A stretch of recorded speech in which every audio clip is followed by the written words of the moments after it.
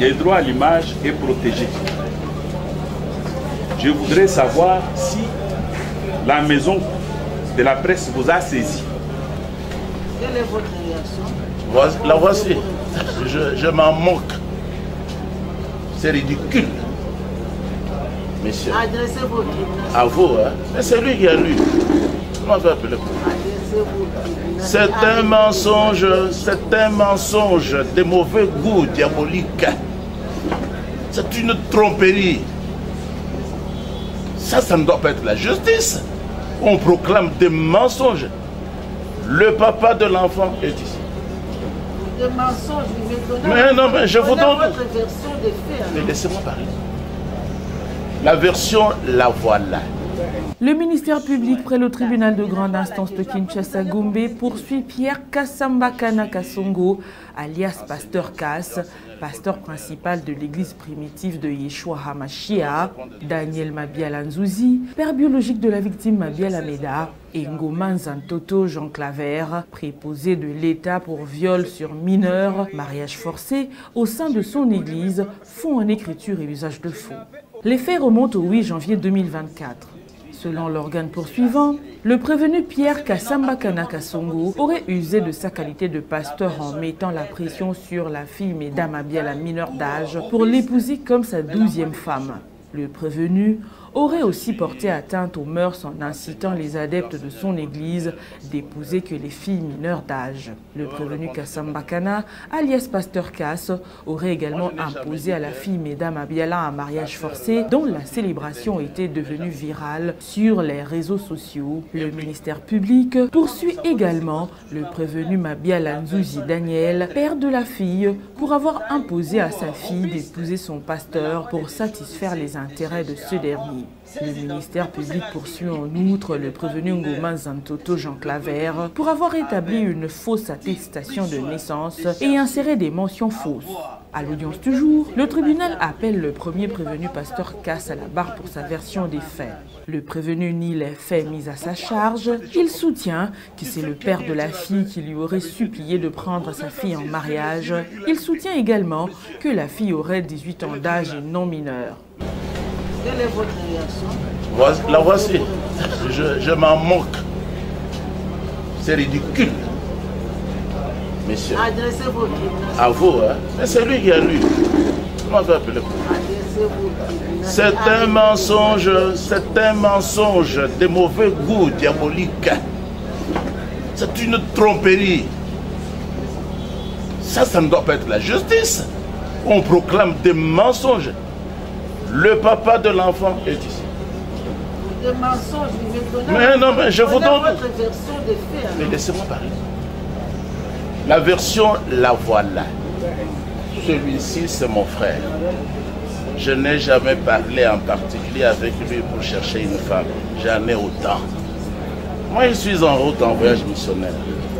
C'est lui qui est venu me présenter dans une grande assemblée sa fille. Le 30 décembre 23, sa fille que je n'ai jamais vue, que je n'ai jamais connue, 30 décembre 2020. et la proclamation des résultats présidentiels. Là, nous sommes maintenant, nous avons dépassé 15 ans, nous sommes à Boma. C'est à partir de cette date que j'ai vu la fille. Aujourd'hui, la fille venait ici. Je ne la connais pas.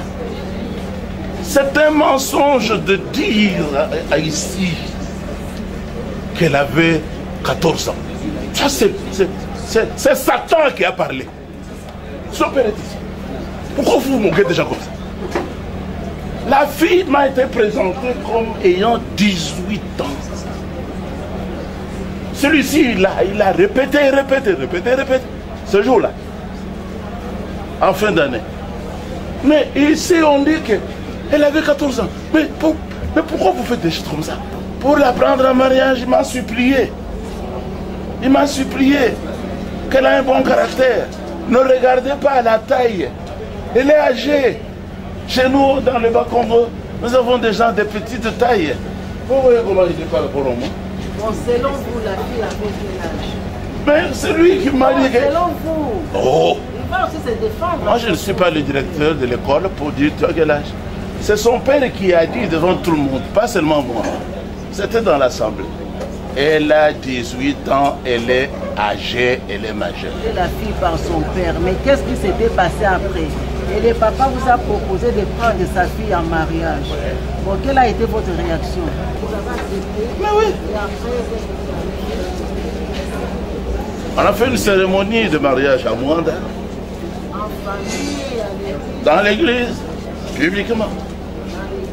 Et en famille, qu'est-ce que vous avez posé comme acte? Non, j'avais promis à lui que quand nous serons de retour, il me dira ce que je dois donner, si il va fixer un tel montant ou un tel autre. Donc vous avez l'église sans toutefois donner quelque chose, vous posez un acte à la famille. Ce que j'ai donné à lui, c'est la vie, la parole de Dieu. C'est ça qui l'a poussé à agir ainsi. Je lui ai donné plus que la vie. Présente dans la salle, vous ne la reconnaîtrez pas. D'accord. Le tribunal demande ensuite au prévenu s'il aurait reçu au préalable le consentement de la victime. Le prévenu Kassamba Kana Kasongo soutient que la fille aurait consenti en acceptant la célébration du mariage. Que cette fille avait donné son consentement. La fille avait parlé avec vous par rapport au mariage. Je n'ai jamais parlé avec elle en particulier, ni avant, en tout cas, ni après. Parce que je l'ai connue en cours de route. Maintenant, quand on revenait, c'est alors qu'on pouvait s'asseoir et parler. Je n'ai jamais... Son consentement, oui. Oui, d'abord chez eux, ensuite dans l'Assemblée. Voilà. Elle était tout à fait d'accord. Et puis elle a dit, je crois au parquet ou quelque chose comme ça. Pourquoi vous dites rester mariage forcé? Moi-même j'ai accepté mon mari. C'est moi. Elle devait être là. Moi-même j'ai accepté mon mari. C'est une fille intelligente. Elle est majeure. Vous n'étiez pas pour ces mariages-là, mais il y a quelqu'un qui vous a supplié. C'est important. N'existe pas dans les mariages. Plus ça existe chez mon frère, c'est pour ça que j'ai plusieurs femmes. Mais comment vous aviez accepté de prendre une personne en mariage, une personne avec laquelle vous n'avez jamais parlé, vous ne la connaissez pas, mais parce qu'on vous a supplié par son père, vous acceptez de la prendre en mariage? Non, non. Quand est-ce que la dame avait connu Ève? Quand? Répondez à la question. C'est la réponse. Nous sommes en train de chercher les preuves. Maintenant, l'amour était à... J'appelais petit à petit, l'amour allait naître. Il fallait que l'affection naisse. Je suis psychologue. C'est comme ça. Alors, vous précisez au tribunal que vous n'avez jamais eu en tête de vous marier chez lui. Jamais. Et que c'est lui qui vous a supplié. Tout à fait vrai. Et après ces supplications, vous aviez accepté de vous marier, consenti à vous marier avec cette dernière, avec laquelle vous n'aviez jamais parlé, avec laquelle, même si elle se retrouvait dans la salle, vous ne la connaîtrez pas. Mais pourquoi? C'est ça la vérité. Pourquoi vous ne la reconnaîtrez pas? Parce que la rue et l'État congolais s'opposent à ce mariage-là. Mais Mariage forcé. Oui, c'est le mariage forcé. Mais le fait qu'on vous reproche, vous, c'est le fait d'avoir donné votre fille comme cadeau. Le tribunal appelle ensuite le deuxième prévenu Daniel Mambiala, père biologique de la fille, à la barre pour sa version des faits. Le prévenu soutient qu'il serait initiateur de ce mariage et ce mariage aurait été accepté par sa fille et sa famille. Il soutient en outre qu'il n'aurait pas reçu la dot de son pasteur, premier prévenu au motif qu'il serait convaincu d'offrir sa fille à son pasteur comme 12e épouse. Le tribunal appelle le troisième prévenu à la barre pour sa version des faits. Le prévenu Ngoma Zantoto Jean Claver, préposé de l'État, confirme qu'il aurait antidaté tous les actes de naissance de la fille à la demande de son père. J'étais déjà prêt à payer la dot à la place de mon pasteur. Et même maintenant, l'argent de la dot est logé quelque part. Et pour votre instruction, si vous voulez comprendre, je pense lorsque les avocats se sont présentés ici à Kinshasa, même l'oncle de la jeune fille était ici. Et même ma fille Meda a été retirée de moi et il est entre les mains de la famille de sa mère. C'est pour vous dire, le mariage a été accepté et par ma famille et par la famille de cette dame. Quand est-ce que vous avez eu l'idée de donner votre fille comme cadeau à votre père spirituel? J'avais dit, même au parquet, le PV.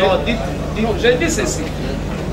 Moi, j'avais souhaité que l'une de mes filles puisse être l'épouse à mon pasteur.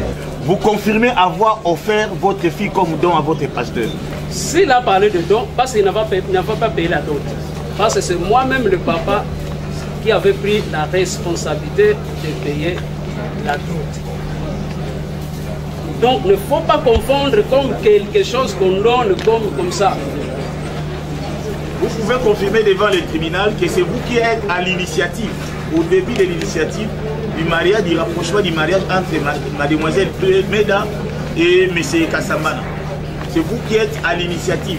C'est vous qui êtes allé voir votre fille et finalement qui êtes allé voir Kassambana. Je n'ai pas seulement vu ma fille, mais j'ai réuni toutes mes filles.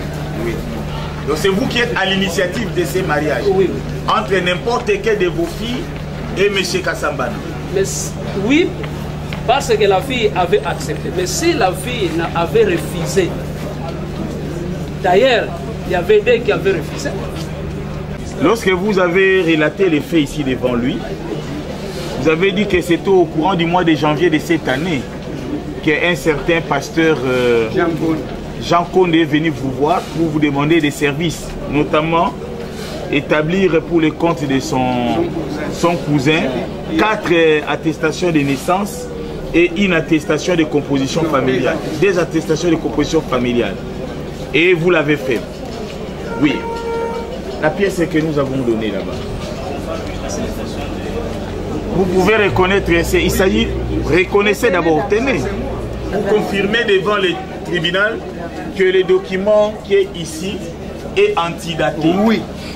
Donc ne représente pas la date à laquelle elle est censée. J'avais recopié la date qui se trouvait dans son dossier, Louis. Donc alors, les 4 attestations ont été antidatées. Oui. En fait, sur demande des pasteurs, les 6 là. Les 6 des compositions familiales. Et antidaté de 2022 alors qu'elle est établie en janvier 2024. Parce que ça devrait partir ensemble avec son dossier, d'après lui, qui veut remplacer son cousin qui part.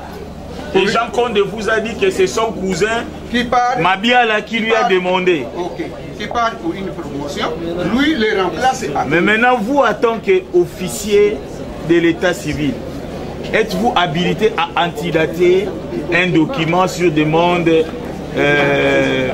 des partis ou vraiment devant le tribunal? Dans ma tête, je n'ai jamais eu